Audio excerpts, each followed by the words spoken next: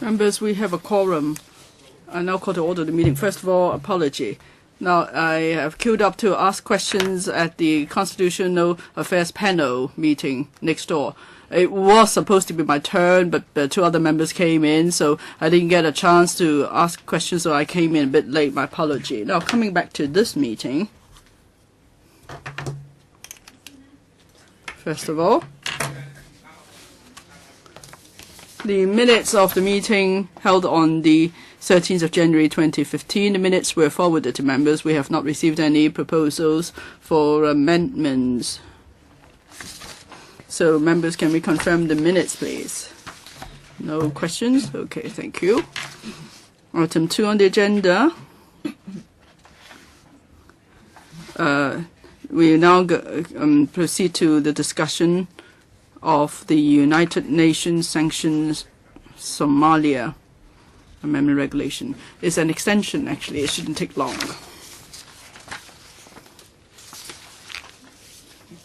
So the administration is represented by Ms. Carol Yun, Deputy Secretary for Commerce and Economic Development, Mr. Sam Hui, Principal Assistant Secretary for Commerce and Economic Development, and Ms. Alice Choi, Acting Deputy Principal Government Counsel.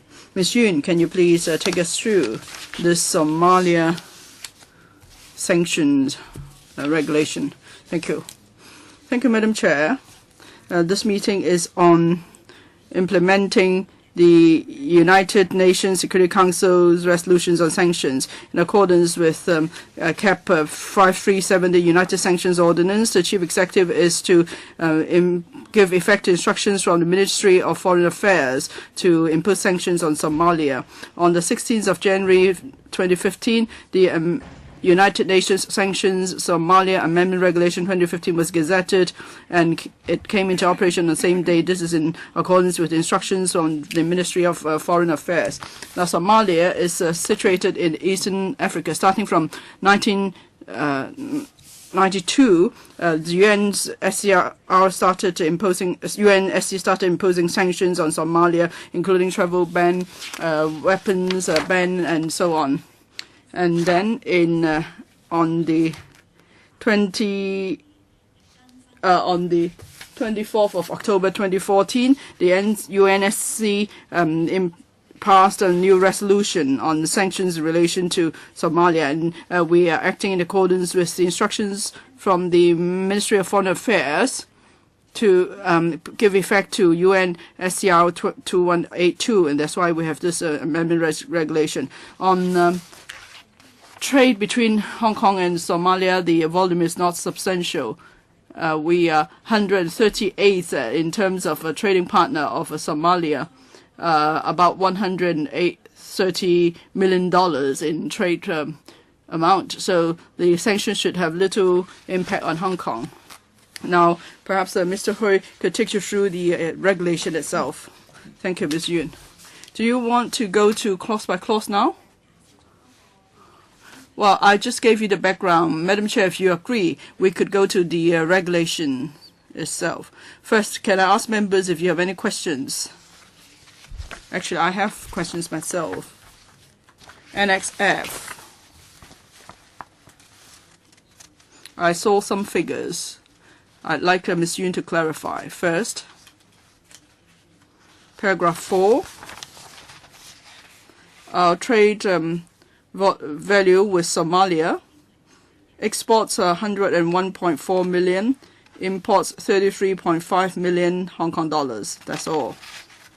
And in the notes, it says that for export to Somalia, it's mostly telecommunications equipment. So what exactly is that, please?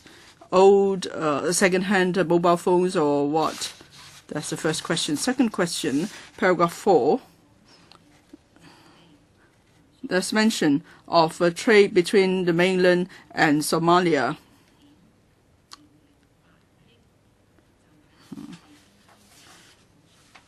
$110.9 million worth of goods of trade of mainland goods exported to Somalia en route Hong Kong. So this $110.9 million, does it cover the 101.4 million of goods exported from Hong Kong to Somalia?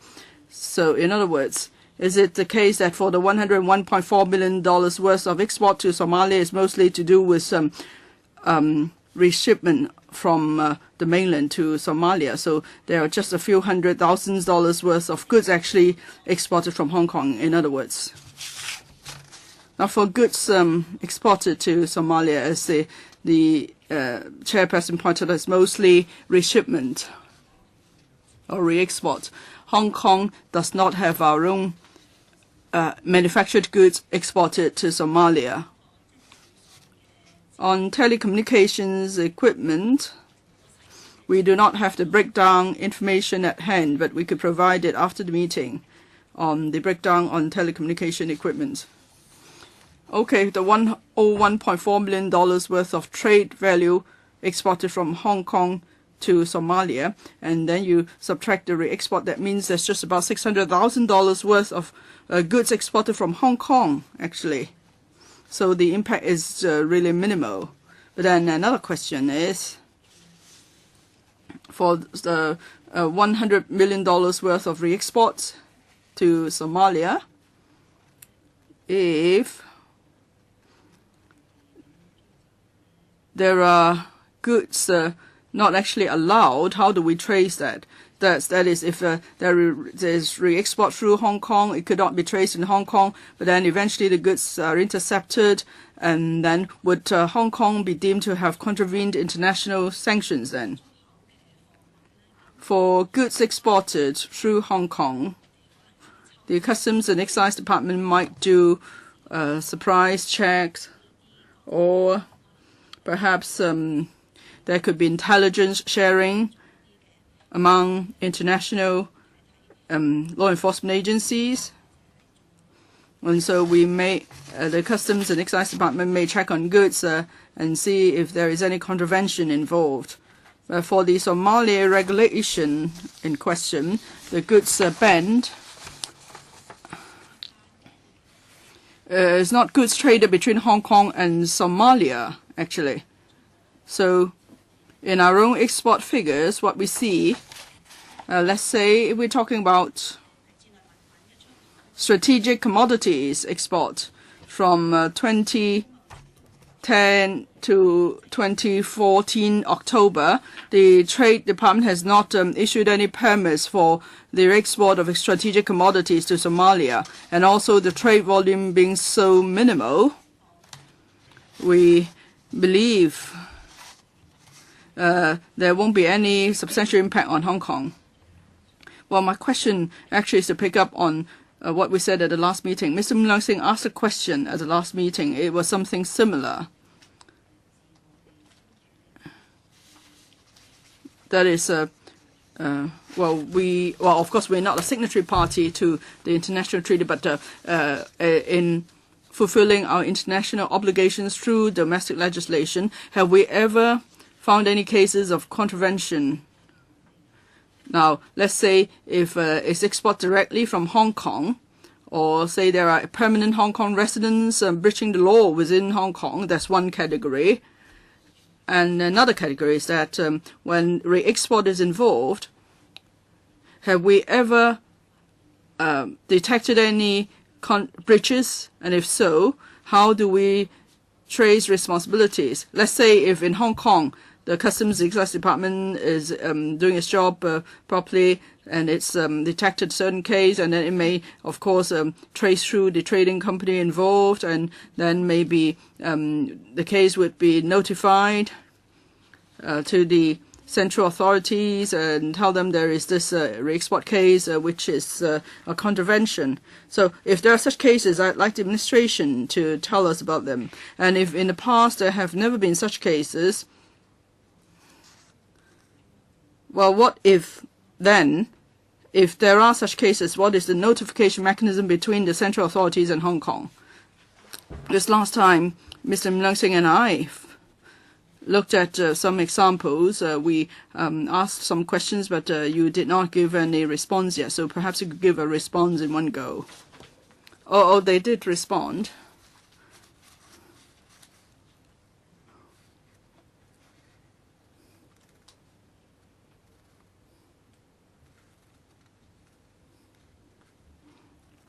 Well, Ms. Yun, could you please then explain to us your response letter dated the 30th of January 2015? It's a letter you wrote in response to LegCo on behalf of the Secretary for Commerce and Economic Development. Madam Chair, for the 2015 January 30th letter, it was response to issues raised at the subcommittee's meeting on the 13th of January. The subcommittee asked for some information, and we provided information in the January 30th letter. There are 3 parts to the letter. The first part is about control of funds, because last time at the meeting we discussed the term control, whether control is a term used in local legislation. Department of Justice colleagues helped us prepare some information. That is, in local legislation, the term control is used. They gave some examples. For example, the mandatory profit fund scheme, general regulations, or companies winding up legislation. So there's this term control. And then last time, Mr. Leung Sing asked about the bank in Macau. We checked the case. The case happened in 2005. That's U.S. Patriots Act imposing sanction on a bank in Macau, and it has nothing to do with the UNSC resolution. We understand the practice in Macau is that they would make a notice, and now it's different than our approach. Now we enact local regulation, but in Macau they just publish a notice or gazette a notice to give effect to UNSC resolution. So it's not the same as our practice here in Hong Kong. In Hong Kong, we do it through local legislation in implementing UNSC resolutions and other international agreements. What about the Macau SAR? How do they coordinate or liaise with the central authorities? Well, after the meeting, we'll try to understand this. I recall that last time Mr. Leung Sing asked the same question. That is, if an SAR, be it Hong Kong or Macau, breaches any international obligation, how should we coordinate with the central authorities? Well, in accordance with paragraph B here, the case is linked with the Patriotism Act of the USA, but this is said to have nothing to do with the United Nations Security Council resolution. Well, I will not force you to say that the two are related. Anyway, this is something international. I think you should guide us on what we should do when we encounter such a situation. What do we need to know, and what lesson do we need to learn? Well, I think these are related issues. But of course, I won't rebut you if you say that this is not directly related to the resolution. Yes, this has something to do with the U.S. Patriot Act. Neither Macau nor Hong Kong is a state. So just a region alone won't honor international obligations. It's together with the central authorities, Hong Kong and Macau will go through their respective judicial proceedings to honor our international obligations. My question is, when we follow the central authorities, the CPG, to proceed with local legislation to honor our international obligations, if we spot any breaches or irregularities, what about notification, reporting, liaison, coordination, or subordination? Well, Ms. Yun should go back and see whether this happened in the past. I believe there are precedents, so please come back and tell us what we should do. Well, Macau did have such an experience, although it's not UN sanctioned, but it's international obligation. So, Ms. Yun, would you please go back to study how Macau followed up on that? Thank you, Madam Chairman. We'll go back and collect some information. Maybe I should defer to Mr. Hui to say something about the present situation of Hong Kong. Madam Chairman, maybe I can offer a few points for members' reference. Last time, Mr. Ng Leung Sing mentioned the case related to Macau. In our response to the electrical, we said that that's under the U.S. Patriot Act and what sanction the U.S. imposed. In fact, the U.S. sanction did not originate from any international body. It's not an international obligation. It originates from a U.S. act which has jurisdiction over extraterritorial activities beyond U.S. This is very common in the USA. As the Deputy Secretary said, we'll go back and see whether we have information in that regard. When Macau handled that incident, maybe it did not touch upon the UN sanction system between Macau and the CPG. But of course, did Macau report it to the CPG or were there other arrangements? We'll go back and see whether it's appropriate for us to ask Macau for information. If so, we'll report to the subcommittee. But if it is the internal affairs of Macau, we're not sure whether we'll be able to obtain the information in writing. Besides, Madam Chairman, I'd like to introduce to members the general situation under the implementation of the regulation, where you asked whether there had been precedents in terms of law enforcement under the regulation.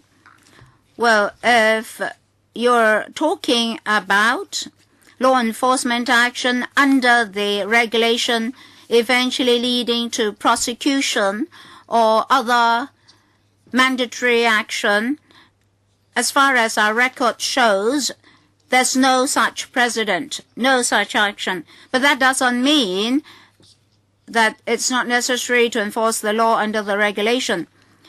Chairman, just now you asked, under the Somalia regulation, the cargoes are usually for import and export. Under the UNSC resolution, whether the cargoes go by air or by land, so long as they pass through Hong Kong, it is necessary for us to honor our international obligations. And our Customs and Excise Department will, with synergy and collaboration among departments, conduct sudden checks and raids every now and then.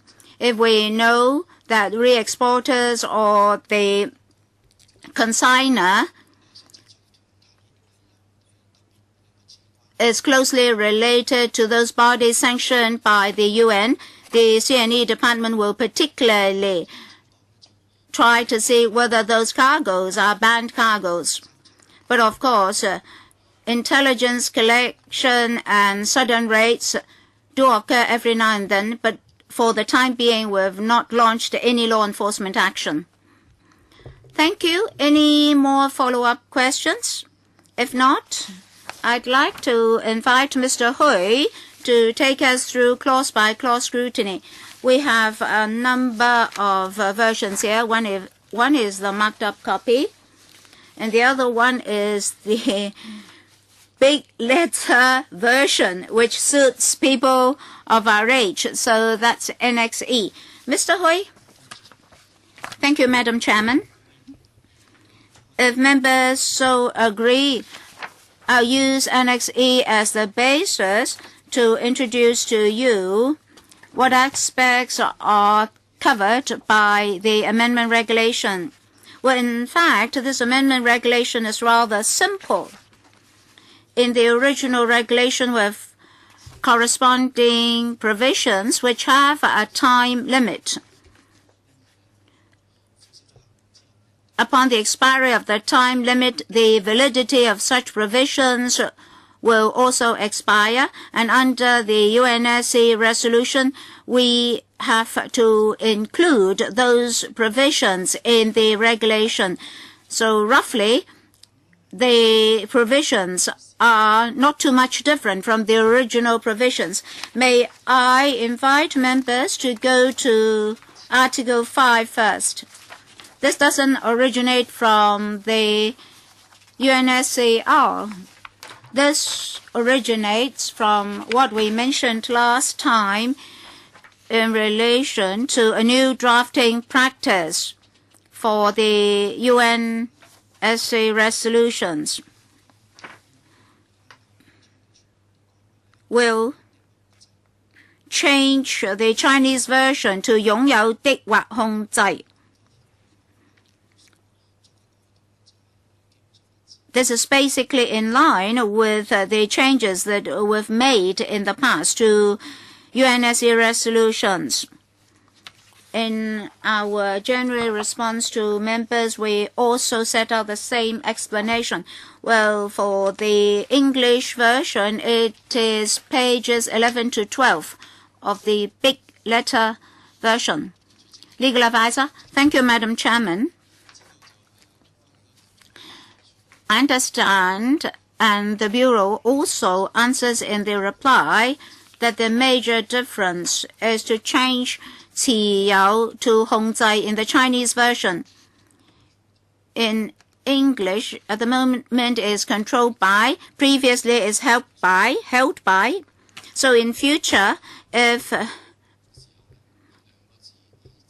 we have to produce evidence in terms of implementation and interpretation, are the two expressions the same? Mr. Hui or Ms. Choi? Well, the officials will decide who to answer the question. Thank you very much for the legal advisor's question. In the legal concept, control is broader than hold. Well, hold will control, but control may not just be based on holding. So control is broader. As for the actual effect, we have to refer to actual cases. Say a spouse. One of the spouses holds jewelry, property, shares, or whatnot. Does it mean that the other spouse can also hold those assets, or each of the spouses holds his or her own assets or properties? Well, if we take that as an example, when you say control, you won't just look at the factor of holding. You look at actual management, transfer, and other major decisions. Who make those major decisions? But can we consider the spouse to be holding the asset of the other spouse? Well, Madam Chairman, we're not in a position to answer that question. So how can you prove the element of control? Madam Chairman, legally, control is a fact. Say if a company is being controlled by a certain management, and whether the holding company is really controlling a subsidiary, we have to consider the actual acts and behavior.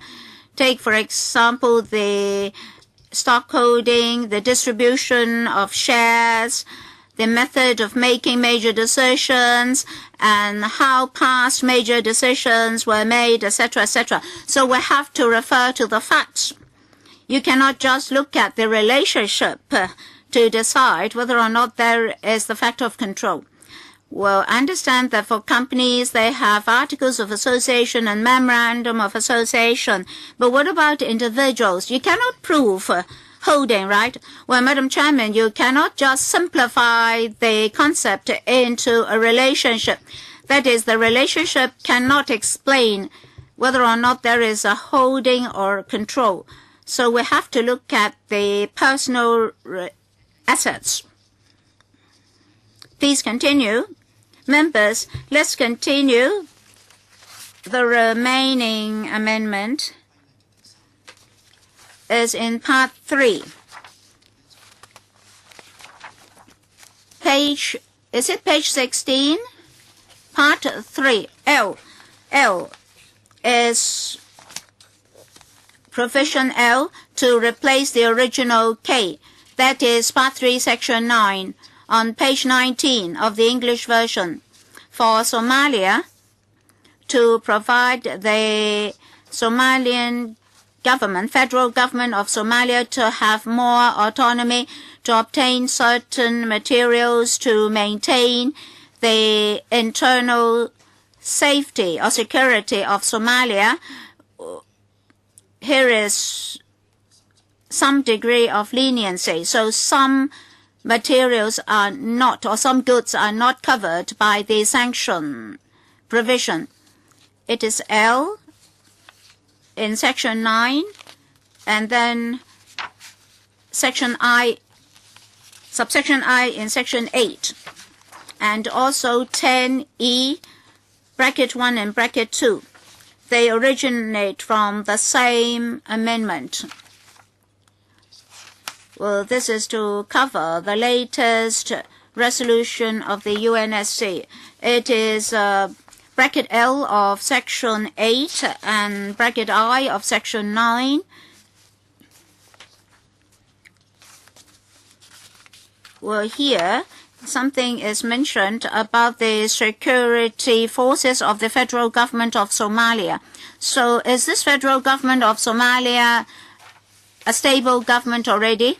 As far as we understand, this government does not have total control of the whole territory of Somalia. Under the UN, this government is recognized, but within the territory of Somalia, there are different forces, different armed forces, so it's in a state of chaos. Now, what about the security forces of the federal government of Somalia? Now, we understand what security forces means, but what about federal government of Somalia? Is it something fluid that can change any time? Well, this is a formal body. I ask whether it's a stable government. It's a concept. All right.